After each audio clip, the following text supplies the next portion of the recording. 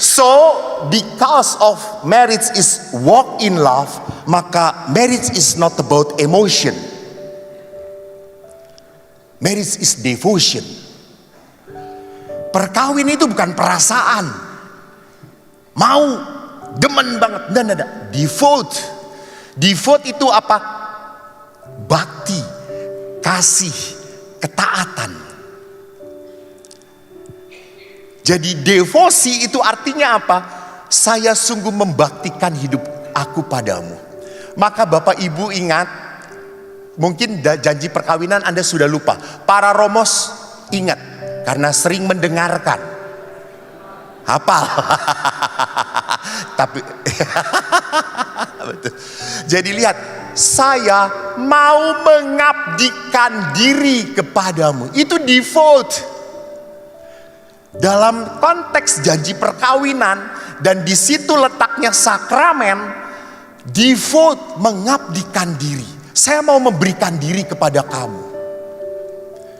Maka apa yang dilakukan oleh ayah sebagai pengabdian diri itu betul-betul kelihatan, ekspresif.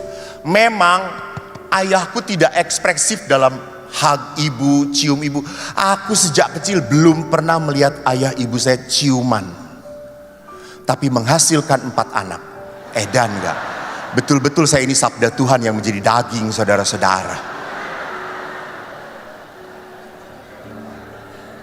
Saya jarang melihat mereka touching, hugging di depan kita. Karena ayah ibu saya Jawa Tulen, Jawa. Ayah dari Clayton, ibu dari Magelang. Orang ngerti, orang ngerti. Sorry, Mbak Ciro toh.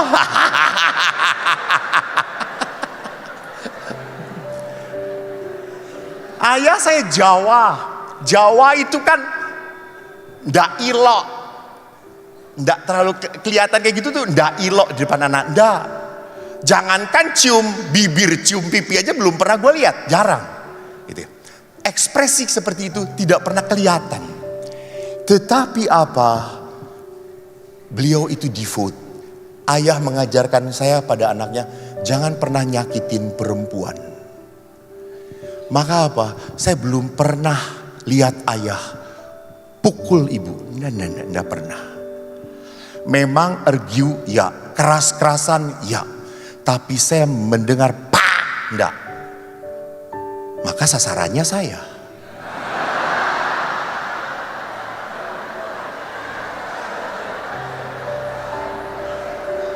Ya kan harus dibalikin gitu ya. Ke ibu cuma pak, ke si Eko pak, dor. Namun pada saat ayah saya tentara, ibu saya bidan. Kalau beliau, kami tidak punya yang menolong di rumah. Kami 4 anak pulang sekolah, ayah ibu pulang kerja, baru ibu masak. Dan saya sangat terpatri dengan apa yang dilakukan ayah. Ayah itu pun sama, setelah pulang dia langsung ganti baju yang tentaranya itu. Beliau pakai kolor, beliau pakai baju kaos. Kok sapu, ayo ngepel, bareng-bareng, cuci piring. Ayah, aku suka sekali. Ayah tidak pernah tega melihat ibu sibuk sendiri. Dan kalau sudah masak siang, ibu kan cari yang praktis, gampang. Kami lapar. Maka wong Jawa kalau masak yang praktis, yo sayur bening. Sing gampang digoleki yo bayem. Mulane saiki aku asam urat.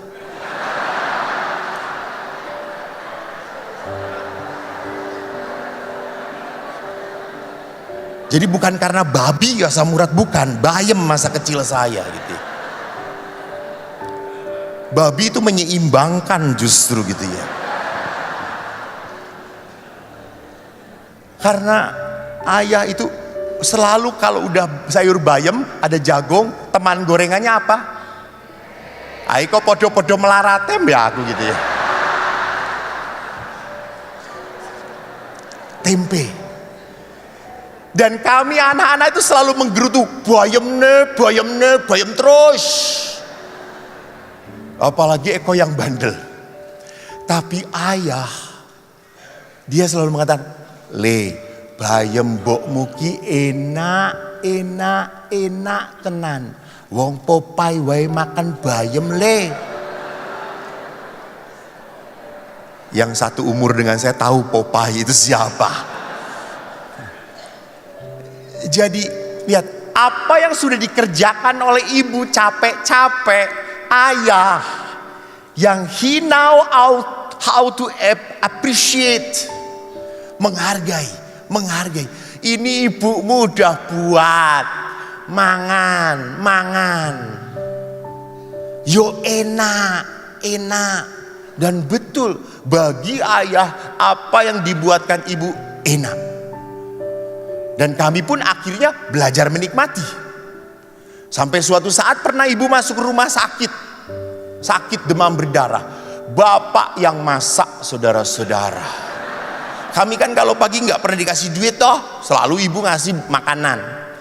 3 hari kami datang semua 4-4-nya ke rumah sakit. Bu, sembuh lah bu, cepat sembuh bu. Bu sembuh. Kenapa tuh le? Bapak ki bu, pagi-pagi buat nasi goreng, nasinya sitik, garamnya banyak bu, kata saya itu tuh. Ibu ndak sembuh-sembuh, 4 anak modar bu, kata saya itu tuh. Makanya sekarang saya darah tinggi, gara-gara ibu sakit.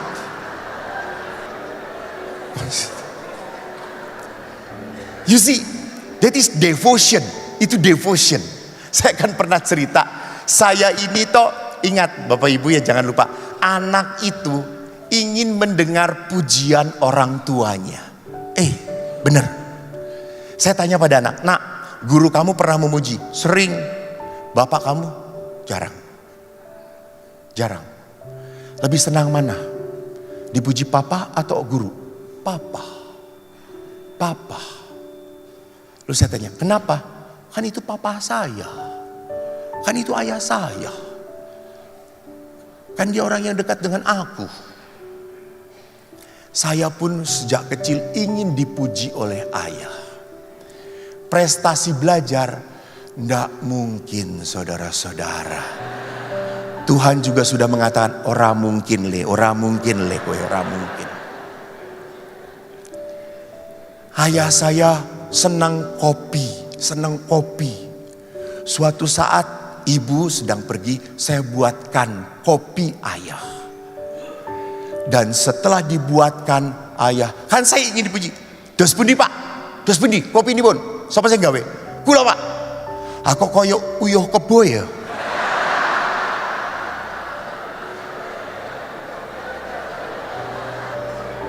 Oh maaf, yang tidak mengerti tolong lihat terjemahan di bawah ini. Oh ini tuh nasional ya Denas ya, sorry. Tolong pahami dengan bahasa roh saja. Dan ayah selalu mengatakan, "Kopi mbokmu ki sing paling enak. Kopi mbokmu." You see, that is devote. Sampai saya ngomong, "Bu, aku ingin buatkan kopi untuk ayah, gimana sih?"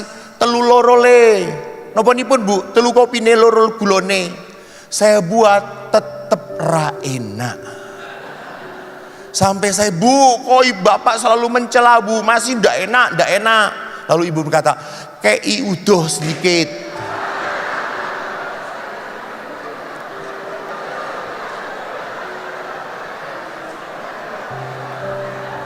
Loh, orang dulu tuh kalau diberi ludah sedikit itu tuh jadi apet, saudara-saudara. Betul. Coba para istri, suami macam-macam, mana? Pangan.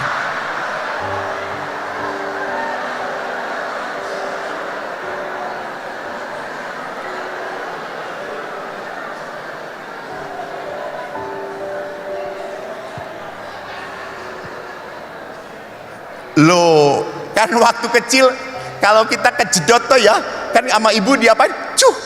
Itu ta. Luka, Ibuku sudah meninggal, ke apotik cari ludah ibu udah nggak ada. Mujarab. Tetapi lihat di sini, devote. Dia apa? Menghargai apa yang istri lakukan. Dan ayah pun, betul, ayah pun sangat devote pada ibu. Ibu saya itu setelah pensiun, ibu stroke dan lumpuh, tidak bisa apa-apa. Romo Haris dulu waktu itu juga beberapa kali datang mendoakan ibu saya. Dan Bapak Ibu tahu, yang mengurus ibu total ayah. Ibu bangun dimandiin oleh ayah, dibedakin, berjemur, masak untuk makanan ibu, semua ayah. Bahkan karena melayani ibu, ayah mengurangi pelayanan-pelayanan di gereja. Ayah saya itu keren, prodiakon, tata tertib, lektor, kur, hanya belum ditahbiskan saja. Awang minggu itu bisa misa 4 kali ya, romonnya aja cuma 2 kali. Bapak saya itu 4 kali hari minggu misa. Sampai ibu tuh berkata, mbok camping wae neng gereja. Tetapi waktu ayah begitu melayani ibu, kami anak-anaknya, kebetulan kami sudah mentas semuanya. Lalu ayah, mbok cari perawat, ya kita cariin perawat bantu bapak. Bapak berkata apa? Ora, aku. Mbok miki wes ape, alah bahasa Jawa lagi. Ibumu ini sudah baik. Waktu aku muda ibumu melayani aku. Kalau sekarang ibumu sakit, jatahku melayani ibumu. Devote. Bahkan akhirnya ayah karena mengangkat ibu, ayah kena HNP. Kena penjepitan. Saya yang nganter ke dokter. Waktu dokter memvonis bapak kena penjepitan, bapak tidak boleh angkat-angkat lagi. Bapak saya nangis. Lalu saya ngomong, lanang nangis. Saya sudah jadi pastor waktu itu, sudah jadi pastor. I have power, you know. Lanang nangis, tentara delok peluru sarser-sarser nangis. Ora kuat toh pak. Bapak setelah mengelus air mata, kok aku nangis bukan karena sakit. Terus sopo sing gopong ibumu neh? Yen aku, siapa yang harus ngangkat ibumu? Kalau aku ndak boleh lagi. Wow, he think about his wife. He do not think about his pain. Dia memikirkan istriku nanti siapa. Itu devote. So, marriage is not about feeling, about willing the goodness of the other. Maka cinta, Thomas Aquinas pernah berkata apa? Cinta itu memberikan yang terbaik kepada yang disayangi. Berikan yang terbaik. Maka pada saat perkawinan adalah sebuah devotion, adalah sebuah keinginan untuk memberikan yang terbaik. Perjalanan perkawinan tidak pernah berhenti di tempat. Maka lihat next. Before married, feelings lead your decision. But after married, decision lead your feeling. Jadi bapak ibu ingat, kalau sudah tidak punya perasaan dengan pasanganmu, ora popo, ora popo. Malah potret dengan Romo kesetrum, yo ora popo. Masalahnya adalah apakah saya masih punya perasaan sayang? Pastor, rasa cinta saya tinggal 10%, 5%, bahkan kandas 0%. It's okay. But you are the one who decide to marry him. Anda yang sudah memutuskan untuk menikah dengan dia, sudah jalani, and you will one day you will feel the love one another. Bapak Ibu ingat, namanya kasih, pengorbanan, itu butuh sebuah apa? Sebuah kemauan untuk lebih baik. Untuk melakukan itu keutamaan. Kalau keutamaan itu ya harus latihan. Maka ada latihan Ignatian, ada latihan Crosier. Untuk apa? Mati raga. Itu latihan rohani.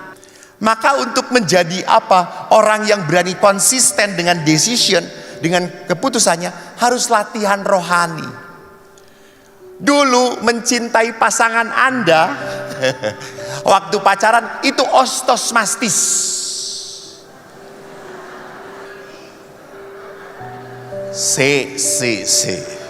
Setelah Anda osteoporosis, setelah Anda menjadi tua, mencintai pasangan tuh memang harus dipaksakan. Betul. Tidak akan muncul begitu saja. Enggak. Samalah romo-romo setelah sekian tahun menjadi romo. Apakah pelayanan itu mengalir mudah, gampang? Prat. Waktu kita ditahbiskan, lari neng dindi rapopo demi Yesus, pro patria et ecclesia. Ini mah udah nggak ada wajah-wajah kayak gitu lagi ini mah. Setelah kita lama tahbisan pun, akhirnya apa? Kita pun mengalami kebosanan, kejenuhan. Kita harus memaksakan diri untuk tetap konsisten dalam pelayanan. Betul. Maaf ya Bu, Pak, maaf. Boleh kan jujur? Nah, kalau saya boleh memilih, apakah memberi rekoleksi di depan pasutri ini atau duduk tenang hening di pratista yang dingin? Pasti saya lebih tenang duduk di pratista daripada menghadapi romo-romo yang seperti ini.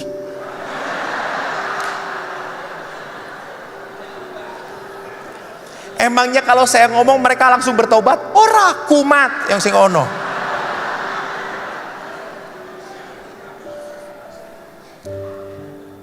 Jadi Bapak Ibu, untuk menggembalikan kehangatan perkawinan memang butuh disiplin, memaksakan diri. Lihat saja toh, beberapa waktu saya tanya survei, nah kan ke anak-anak, mana yang paling menyenangkan di dalam ekaristi? Langsung anak-anak, berkat penutup. Karena misalnya selesai. Kepada orang tua, mana yang paling berat ibu-ibu? Kolekte.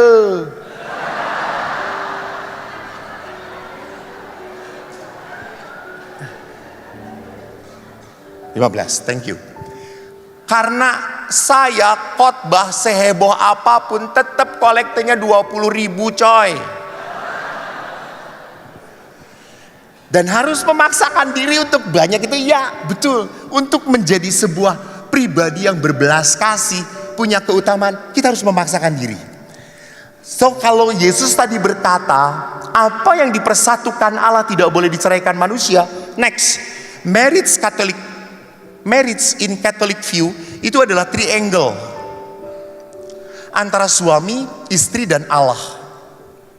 Not about husband and wife, no.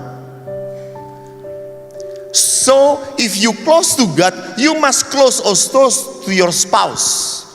Kalau Anda dekat dengan Tuhan, Anda pun harus dekat dengan pasangan Anda. Ini sebuah perjalanan. Maka dikatakan karena Tuhan yang menyatukan di dalam ikatan perkawinan. Maka di sini Allah pun bekerja di antara apa? Di antara relasi suami dan istri.